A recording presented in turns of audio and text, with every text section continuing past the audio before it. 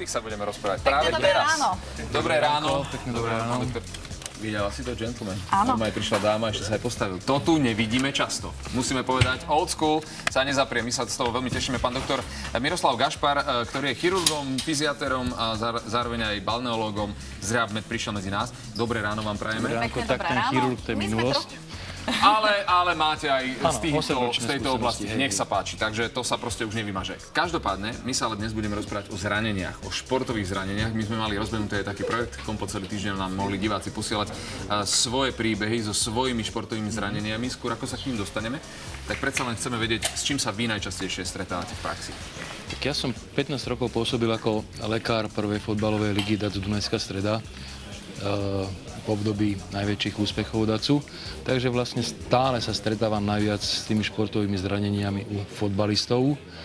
Od tých najjednoduchších odierok, ktoré častokrát vznikajú na zlých povrchoch, ako sú umelé trávy alebo parkety, až cez narazenia, pohmoždeniny, krvné výrony, podvrtnutia zhybov, natiahnutia svalov, čiastočných svalových roztrhnutí alebo celkových svalových roztrhnutí. A samozrejme veľmi časté sú úrazy mäkkého kolena, poškodenie meniskov, poškodenie predného skríženého väzu, bočného väzu. Čiže tí fotbalisti dominujú, hej. A popri tom je tam šport, ktorý možno, že divákov prekvapí, a to je korčulovanie na kolieskových korčuliach, kde dochádza pomerne často k závažným zraneniam aj u dobrých športovcov, ktorí podcenia ochranu a bez chráničov teda korčulujú. Samozrejme, z tých športových úrazov sú u nás hádzanári. No a teraz je taká sezóna, by som povedal, lyžiarskych úrazov, kedy sa dávajú dole sadrové imobilizácie a ortézy po operáciách. Čo sa týka lyžiarov, najmä dolnej končatiny, snowboardistov hornej končatiny. A čo je také zaujímavé, keď človek sa pýta v tej anamnéze, ako k tomu došlo, tak skoro v polovici prípadov je to posledný deň, posledná jazda. Jasné, to Neviem, preto čím sa to to je. zakazuje, nikdy nehovorí, že posledná. Tak, Áno. ale je to fakt. Poďme už teda k tomu riešeniu. Čo odporúčate, alebo akým spôsobom sa potom najoptimálnejšie dávajú dokopy takéto zranenia? Je to Tak, Lieky alebo nejak inak chirurgický preferujete? zákrok alebo niečo iné? tak samozrejme, každý ten odbor preferuje svoje metódy liečby, hej. Ortopéd bude robiť obstreky a keďže ja pracujem dlhé roky na fyziatrickom oddelení, tak u nás dominuje v liečbe športových zranení fyzikálna liečba, hej. A jednou z tých častí tej fyzikálnej liečby je aj svetloliečba.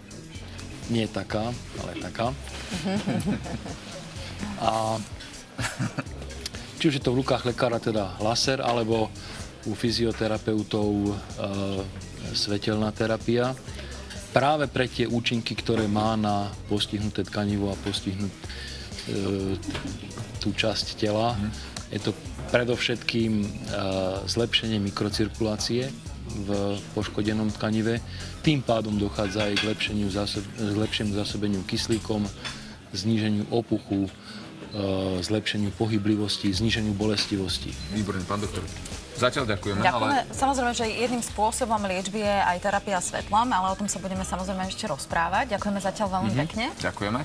A to, čo sme spomínali, samozrejme platí, ešte stále máte šancu posielať svoje príbehy, ktoré sa viažú na nejaké zranenia, športové zranenia. Máme tu pre vás samozrejme ceny, pretože nechceme to zadarmo. Konkrétne hráte o 2 vstupenky na majstrovstvá sveta v ľadovom hokeji, konkrétne tu na zápas Rusko-Slovensko. A túto cenu vám oficiálne, alebo venuje oficiálny sponsor majstrovstiev sveta v ľadovom hokeji Cepter.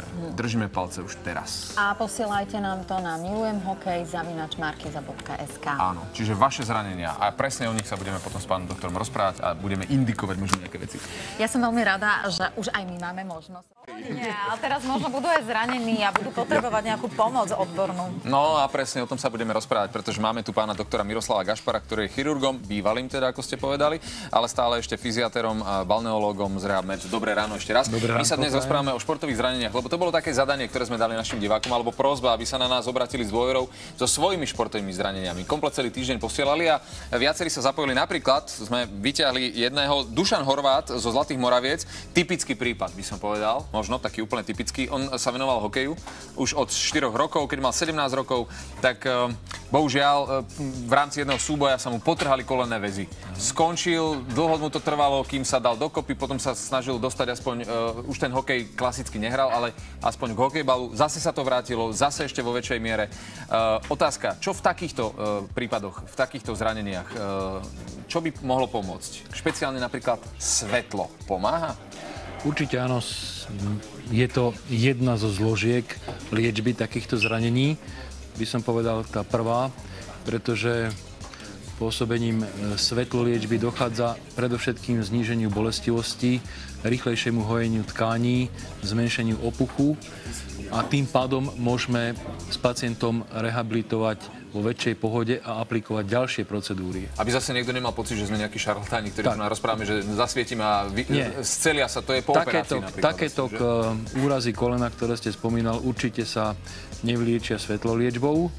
Treba to operovať, ale svetloliečba je neoddeliteľná súčasť ďalšej pooperačnej liečby a mimoriadne ju urýchľuje. Dobre, takže to svetlo jednoducho inými slovami môže liečiť. Áno. Nielenže môže, ale aj lieči. Lieči. Alebo pomáha pri je to rekonvalescencii.